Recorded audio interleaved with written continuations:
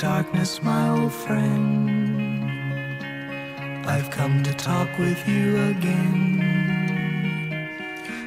오늘부터 새롭게 선보이는 코너입니다. 제가 변상욱 앵커가 진행하는 YTN TV죠. 뉴스가 있는 저녁, 뭐 라디오도 물론 동시에 나오고 있습니다만 뉴스가 있는 저녁에 고정 출연하고 있는데요. 목요일날 변상욱 앵커도 YTN 라디오 이동형의 뉴스 정면 승부에 월요일날 고정 출연하기로 했습니다. 앵커 품앗이. 예, 그만큼 프로그램 전체를 끌고 가는 힘과 눈으로 이슈를 더 깊게 바라볼 코너 변상욱의 눈입니다. 라디오 시사의 눈을 크게 뜨게 만들어 드리겠습니다. 변상욱 앵커 나왔습니다. 어서 오십시오. 예, 안녕하십니까, 변상욱입니다. 네, 일주일마다 한 번씩 제가 찾아갔는데 예. 이제 찾아오게 되었네요. 방송사의 길이 남을 앵커 품앗이. 이거 새로운 시대인 것 같습니다. 예, 기대가 큽니다. 예, 아유, 그렇습니다. 예, 예. 벌써부터 우리 청취자분들 지금 보이는 라디오에서 한 500분이 시청하고 계신데 예. 예, 변상욱 기자님 오셔서 감사합니다. 고맙습니다. 기자님 환영합니다. 의리 대 기자님 기다렸습니다. 고정 코너 환영 반갑습니다. 여러 가지 이렇게 좋은 댓글을 달아주고 계십니다. TV보다는 라디오 스튜디오가 더 편하시지 않으십니까? 지금도 훨씬 편안한데 매일 하는 TV 스튜디오보다 여기가 훨씬 편안합니다. 예. 라디오가 좋죠. 네. 자, CBS를 거쳐서 YTN으로 넘어오셨는데 YTN 지금 이렇게 TV나 라디오 예. 시사 보시면은 과거 대기자 입장으로 어떻습니까? 이제 기자로서 스튜디오를 들락날락한 경험도 있고 또 이제 방송 본부장으로서 청취율 올리고 시청률 올리려고 막 몸부림쳤던 기억도 있기 때문에 예. 제가 라디오에 대해서 얘기하라 그러면 무지하게 뭐 많은 것을 마구 그냥 투마치 해가지고 네. 쏟아낼 수 있어서 그냥 조심스럽게 얘기해야 될 것 같은데 YTN TV 같은 경우는 역시 앞으로는 그래픽 쪽에 신경을 더 써야겠다. 왜냐하면 뭐 좋은 화면이 많으면 좋죠. 예. 그러나 그러려면 엄청나게 많은 카메라와 뭐 인력이 동원되는 건데 가성비를 따진다면 그래픽에 좀 더 신경을 써야겠구나. 라디오 같은 경우는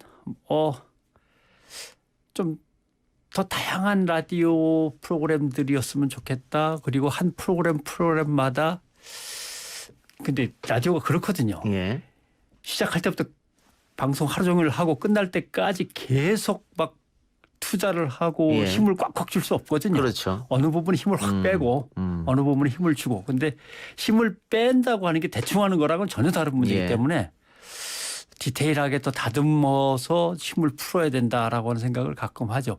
그래도 택시 타면은 YTN 라디오 많이들 들으시더라고요. 예. 예, 이게 라디오 청취자들 특성상 예. 채널을 자주 바꾸시지는 않거든요. 한번 틀어놓으면 가는데. 그래. YTN의 논조나 방향성은 글쎄요. 이 중립을 지키면서 한다는 게 쉽지 않지 않습니까?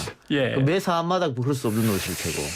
이 중립을 지킨다는 게 여기 저기 딱 가운데에 서 있으면 되는 거 아닌가? 또는 여기도 얘기해주고 저기도 얘기해주면 되는 게 아닌가? 그게 이제 흔히 말하는 기계적 중립이겠죠. 그렇게 생각하는데 중립이라는 것은 사실은 흔들리지 않고 똑바로 서 있는 걸 이제 얘기하는 거겠죠. 그래서 그런 점에서 확인된 사안, 분명한 사안에 대해서는 힘을 줄 땐 확 줘야 된다라고 하는 생각을 평소 해왔기 때문에 그렇게 하려고 애를 쓰고 있고 그래서 이제 텔레비전 제 프로그램에 앵커 리포트, 앵커 브리핑 뭐 이런 식의 요새 유행하는 것 중에 앵커 리포트가 생겼습니다. 그래서 제가 직접 이제 취재도 하고 원고도 써서 브리핑을 하죠. 예, 알겠습니다. 쉽지 않은 일인데. 뭐 저한테도 그건 똑같은 숙제입니다, 사실. 그렇죠. 예. 자, 근데 여기서는 토크가 길어지고 뭐 반발도 있고 또는 현장에서 막 토론이 벌어지는데 TV는 그런 걸 없어서 오히려 이동영 평론가가 훨씬 더 힘들 것 같은데. 그래요. 알겠습니다. 예. 자, 주말 내내 충격과 안타까운 소식이 있었고 SNS에서 뜨거운 논란을 낳기도 했습니다.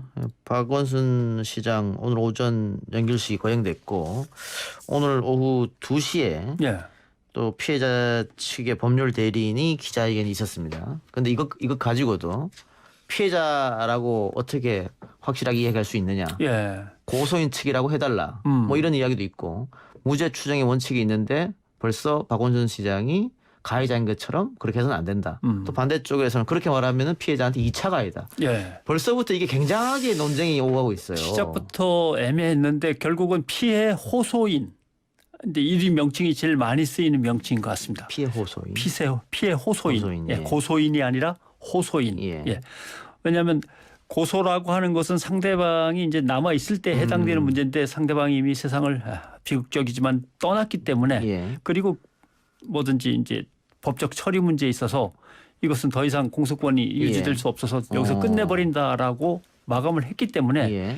고소인으로 계속 부르는 거에 대해서는 좀 뭔가 어울리지 않는 건 분명히 있습니다. 그러니까 일단 호소인 이렇게 하는데 내가 피해를 당했다고 호소했던 예. 호소한 사람이다. 예. 피해의 호소인 하면 또 문제가 생기는 것이 예. 호소한다 그러면 뭔가 형식을 제대로 갖춰서 분명하게 증거를 제시하면서 문제 제기를 한 사람처럼 안 들리고 뭔가 좀 이제 겨우 좀 이렇게 자기가 피해를 입은 적이 있다는 걸 막연하게 얘기하는 듯한 예. 표현이어서 딱 적절하지는 않습니다. 그것도 그런 것들이 다 이제 막 엉켜 있죠. 예, 엉켜 있는데 오늘 2시에 그 관련 기자회견 내용을 보면 방금 얘기한 것처럼 그 피해 내용이 구체적이지 않았단 말이죠. 예. 이렇게 된다면은 이 논란은 앞으로 상당히 지속되겠다는 생각이 들거든요. 아마 그것까지 생각해서 박원순 시장이 아마 비극적인 선택을 했을 수도 있겠습니다만은 근데 문제는 방어권을 발휘해야 되는데 방어권을 발휘할 없죠, 사람이 지금. 없는 상황에서 예. 진상규명을 해야 됩니다. 왜냐하면 진상규명을 해내지 않으면 지금 계속 악의적인 이제 그 댓글들이 올라오는 거 아닙니까? 예. 뭐 변호사가 뭐 의뢰를 받아가지고 함께 뭐를 꾸몄다든가 음모론식이죠. 음모론이 예. 생기기도 하고 별것도 아닌 것을 마치 진보 진영에 있는 많은 일을 한 시장을 몰아간 거 아니냐, 그래서 죽음에 빠뜨린 거 아니냐 이런 건데 이것을 벗어나려면 변호인 입장에서 본다면 이 사람이 3년 또는 4년 동안 얼마나 피해가 절절했고 견딜 수 없을 만큼 힘들었다라고 하는 것을 얘기를 해야만 하니까 예. 할 수 없이 이제 오늘 기자회견을 갖는 건데 그래도 진상규명을 끝까지 해 나간다면 여러 가지 문제가 생기는데 첫째 그럼 누가 주체가 될 거냐. 그렇죠. 예. 라고 누구를 불러서 할 거냐. 그런데 그럼 결국 시장 비서들이 다 동원돼야 되죠. 가장 가까이서 있었으니까. 그런데 그걸 무슨 권리로 누가 주체가 되어서 불러내서 예. 조사할 수 있냐. 이런 문제들이 다 생깁니다. 공소권 없는 상태인데 수사 주체가 누가 되냐도 예. 문제가 될 거고 그렇죠. 말이죠. 그러면 민간단체 차원에서 할 수 있는 만큼 한번 해보겠다 이런 뜻인지 그건 아직 명확하게 아직 얘기가 안 돼 있는 것 같습니다. 그러면 변행크는 어떻습니까? 이게 아까 얘기한 대로 2차 가해일 수도 있고 또 반대쪽에서는 망자에 대한 명예훼손일 수도 있지 않습니까? 그렇죠. 그러면 공소권 없음으로 여기서 그냥 끝나는 것도 문제가 있으니까 어쨌든 가능한 한 사실규명은 해야 된다 이런 예. 입장이십니까? 저는 여기서 이것이 정치적으로 정당 간에 또는 정치 어떤 그 그룹 간에 벌어지는 이제 정쟁으로 번지는 건 여기서 끝내야 된다는 생각을 예. 이제 하게 되고 그다음에 이것이 언론에 의해서 계속 뭐 확대되면서 예. 루머가 떠들면서 하는 것. 그럼 그 언론에는 기성세대도 있고 기성 언론도 있고 유튜버도 있고 마찬가지입니다만은 또 중단돼야 되겠다. 그리고 진상규명을 해야겠다라고 하는 변호인단 측의 입장이 뚜렷하다면 그건 자기네가 가능한 한 채집할 수 있는 모든 증거를 채집해서 백서 형태로 만들어 달라라고 말씀을 드리고 싶고 그 백서에 의해서 뭐 조금 시간이 걸리겠습니다마는 과연 공공기관에서 지방자치단체에서 여러 곳에서 벌어지는 그 위계상의 약자에 대한 성추행이나 예. 성희롱이나 이런 문제들이 얼마나 심각하고 어떤 대책을 세워야 하느냐 우리 사회가 이제 논의를 계속해 나가야겠죠. 그런 의미라면 그 오늘의 기자회견 조금 아쉬운 감이 없지 않아 있습니다. 그 아까 얘기한 대로 그 피해 사실이 좀 구체성을 띄었으면 어땠을까라는 생각 들고. 그 아마 그 묘사하기가 상당히 난감할 정도였다라는 이제 추측을 하나 해볼 수 예. 있고 그걸 묘사한다는 것 자체가 피해를 호소한 여성에게 또 다른 가해나 또는 부담이 될 수도 있다. 자세한 묘사가. 예. 그래서 변호인단도 그런 걸 피하고자 하다 보니까 조금 그렇게 된 것 같기도 합니다. 근데 이게 정확한 얘기가 안 나오면 안 나올수록 이런 논란이 더 커질 것 같아서 예. 제가 한번 그래서 말씀을, 결국은 어떤 백서 형태로 빨리 내놓든지 해야 될 거 아닌가. 만약 진상규명을 끝까지 원한다면 예. 이런 생각을 하게 되네요. 또 하나 그 이번 논란에서 짚어보아야 할 부분이 또 언론의 문제점을 이야기하지 않을 수가 예. 없습니다. 박원순 시장이 실종됐다는 뉴스가 이제 YTN 속보로 아마 6시쯤 오후 6시쯤 나온 것 같은데요. 예. 그 이후로 언론에서 각종 기사가 쏟아졌는데 사체가 발견했다 뭐 이런 뉴스까지 가짜 뉴스에 다 쏟아졌다. 그것도 기성 언론에서.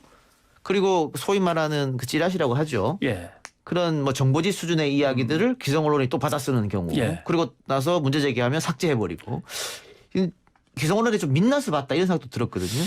결국은 보니까 속보성 물량 공세를 통해서 트래픽을 올리려고 하는 의도가 아하. 분명히 있었던 것 아하. 같습니다. 왜냐하면 확인 안 돼서 못 쓰는 건데. 그렇죠. 예. 특히 기성 언론 같은 경우는 확인 안 된 것이 더군다나 누군가의 사망 기사라면 대단히 꺼리는 거거든요. 예. 부고 기사 같은 경우 본인이 몇 번 확인한 다음에 부장이 또 데스크에서 몇 번 확인하고 되게 꼼꼼하게 하는 거거든요. 큰 오보가 나면 제일 심각한 문제이기 때문에. 예.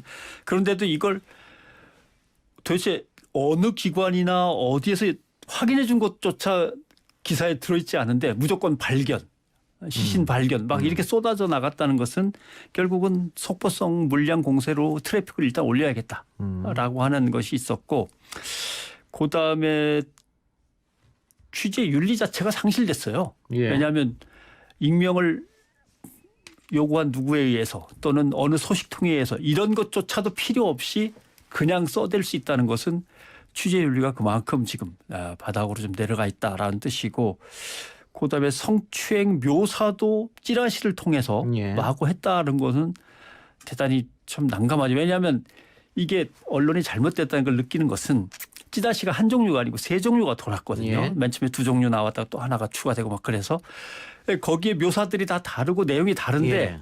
그러면 이거는 확인해야 된다라고 접어놔야 되는데 그중에서 그냥 골라 쓸 수 있는 것들을 막 집어내서 골라 썼다는 것은 윤리성의 문제가 있는 거죠. 예. 근데 분명히 취재 윤리라는 게 있지 않습니까? 그럼요. 예. 또 뭐 자살보도 준칙이라는 것도 있고. 있죠. 이걸 근데 지키지 않는 이유는 역시 트래픽, 뭐 돈, 뭐 이런 겁니까? 시청률 경쟁. 아. 예. 그 누가 먼저 썼냐라고 하는 예. 속보 경쟁. 예. 그 속보 경쟁과 시청률 경쟁은 결국 트래픽 경쟁. 이렇게 이어지니까 악순환이 계속되는 것 같습니다. 예. 실제로 이제 기자들이 막 묻잖아요. 그 시신이 얼마나 훼손됐습니까? 또 묻고 떨어진 겁니까? 목을 맨 겁니까? 뭐 막 물어보잖아요. 아하, 예. 근데 사실 자살 보도 준칙에 의하면 보건복지부와 기자협회가 함께 만든 겁니다마는 자살의 방법이나 시신의 상태나 자살할 때의 수단, 도구 이런 것들에 대해서는 묻지 마라. 그리고 보도하지 마라. 라고 하니까 결국 이 얘기는 데스크한테 보고하려고 이제 물어본 거죠.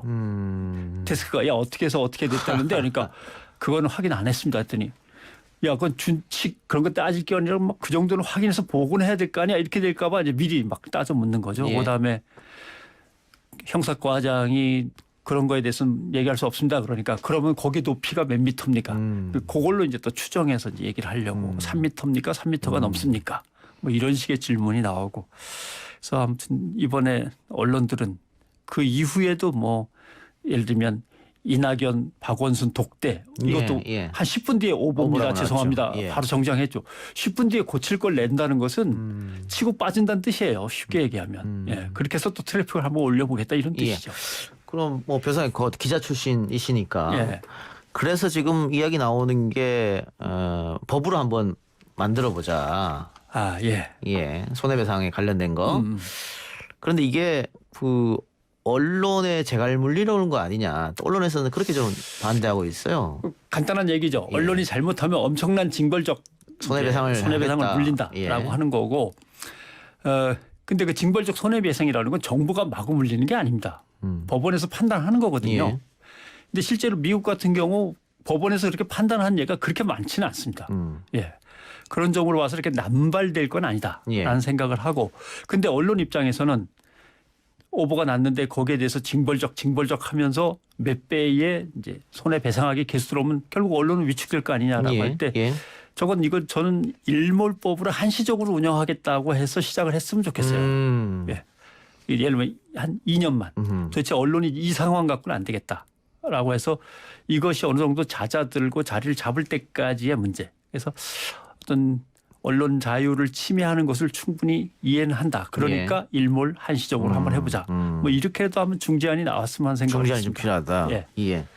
알겠습니다. 또 언론 얘기를 안 할 수가 없는데 첫 시간이기 때문에 언론 얘기를 계속 제가 드립니다. 최근에 또 검언유착이라는 말이 정경유착은 많이 들어봤고 정언유착은 들어봤습니다만 검언유착은 처음 듣는 말인 것 같은데 결국은 이건 뭐 아직까지는 의혹입니다. 의혹인데 검찰과 언론이 소위 말해서 짜고 치는 고스톱을 해서 뭐 특정 정치 세력을 공격하는 뭐 이런 거였지 않습니까? 근데 이런 말 나오는 것 자체가 언론으로서는 좀 부끄러운 일은 아니겠어요? 예를 들면 이런 거죠.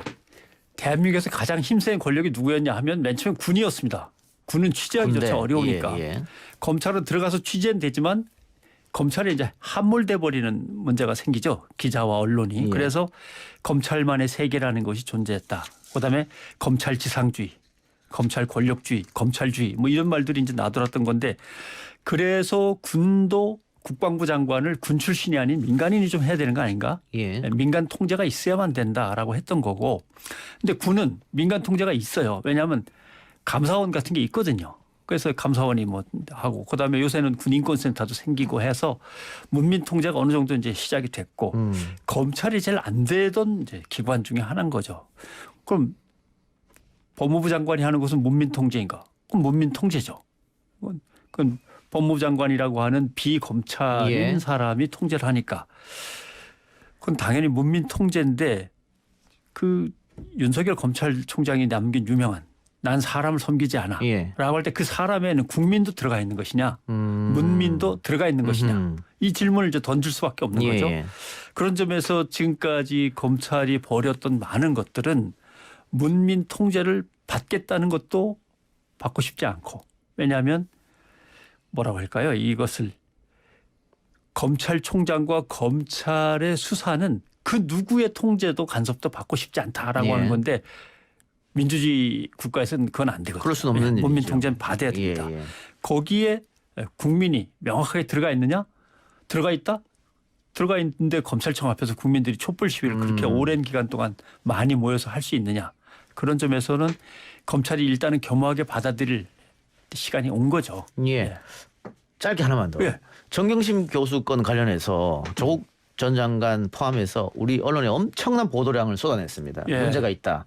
이 집안 전체가 여러 가지 비리가 있다. 근데 지금 최근 조범동 씨 재판 결과를 보면 사모펀드 부분에서는 다 문제가 났단 말이죠. 그렇죠. 그러면 똑같은 양으로 우리 언론이 써주느냐? 그렇진 않단 말이에요. 그래서 아직 국민들 내일 속에는 뭔가 비리가 있네? 라고 생각할 수 있잖아요. 왜 정정하지 않느냐 우리 언론은. 자신들의 보도에 대해서. 이것을 수동적 공격성이라고 흔히 얘기합니다. 강한 사람한테는 약하고 약한 사람한테는 강한 겁니다.